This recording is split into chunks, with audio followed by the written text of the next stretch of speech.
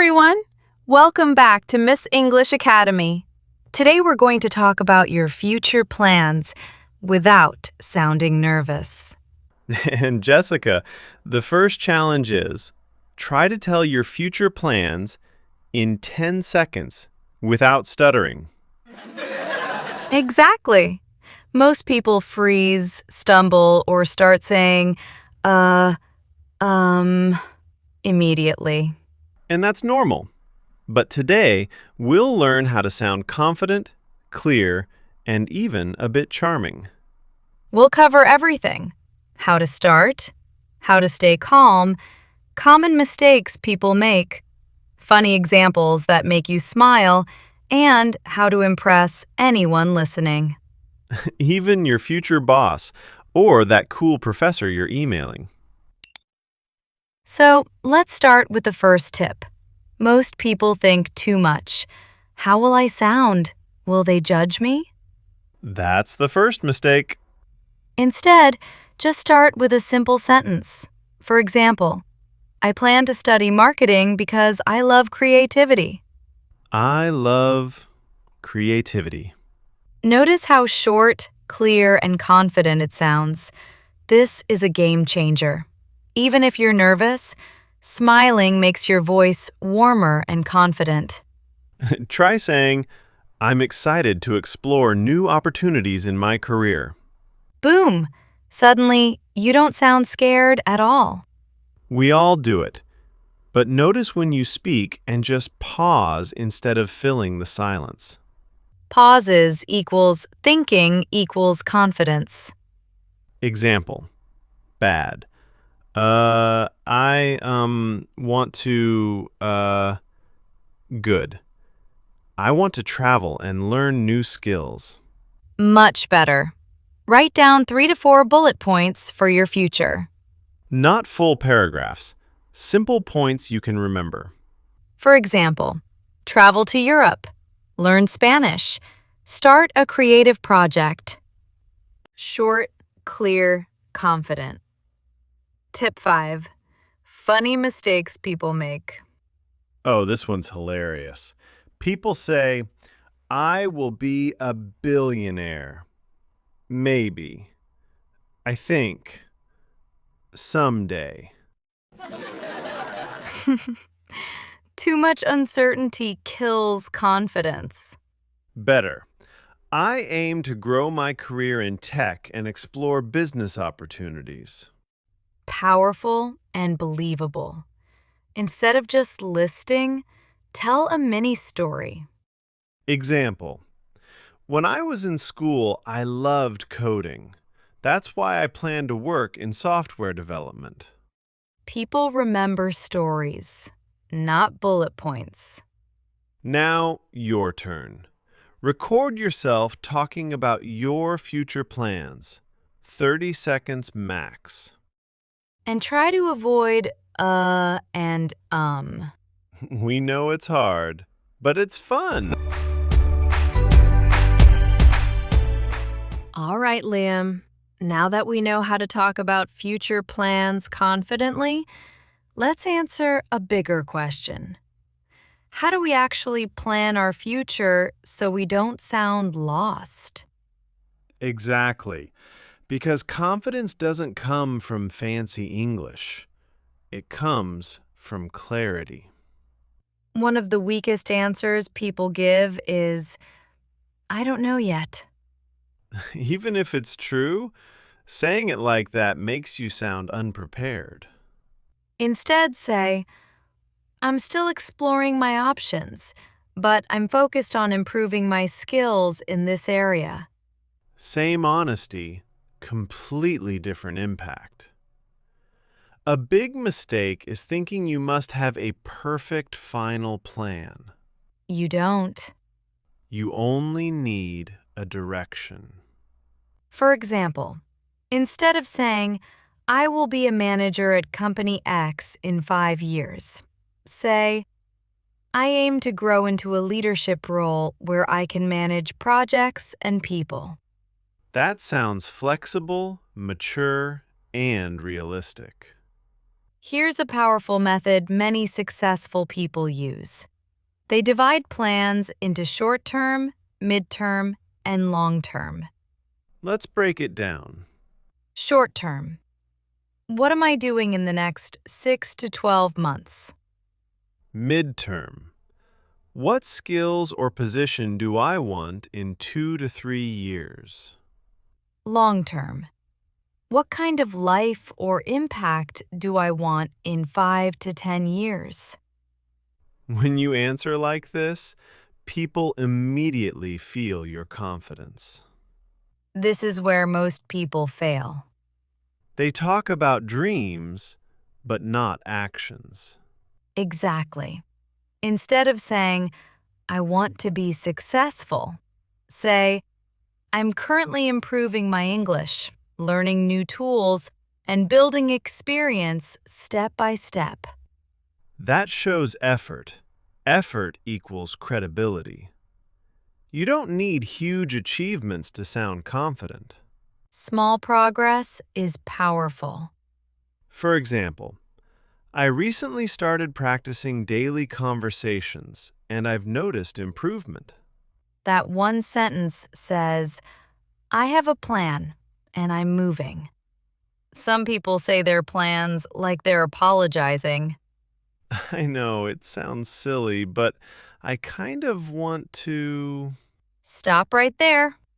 say it clearly instead. I'm interested in this field, and I'm working toward it. Confidence is not arrogance. It's clarity without apology. Let's be honest, talking about success can feel uncomfortable. So don't exaggerate. Avoid lines like, I will definitely be extremely successful. Better.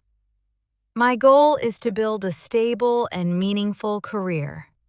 That sounds grounded and mature.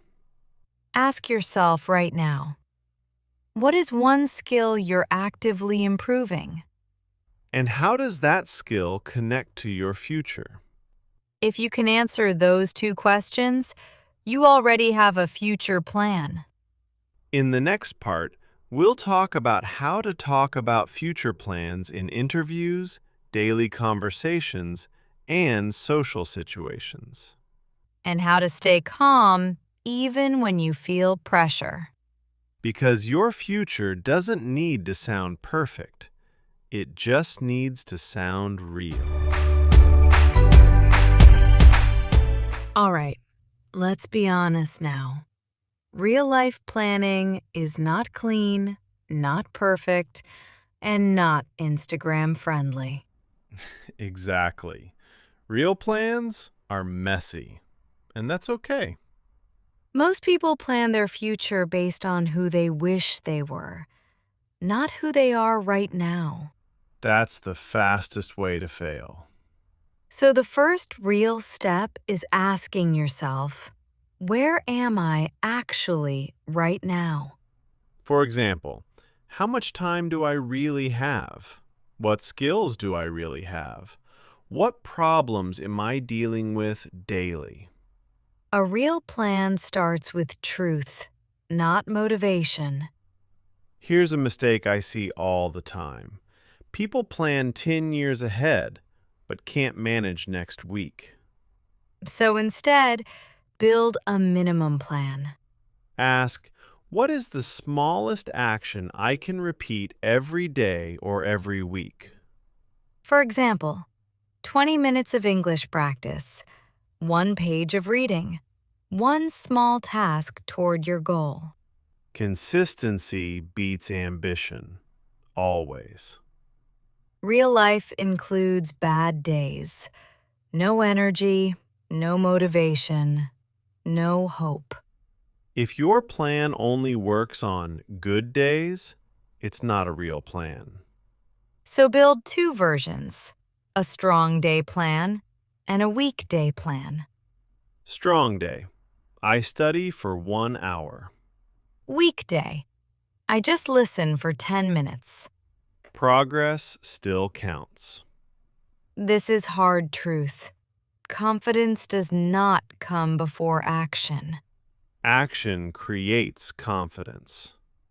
People say, I'll start when I feel ready. But ready comes after starting.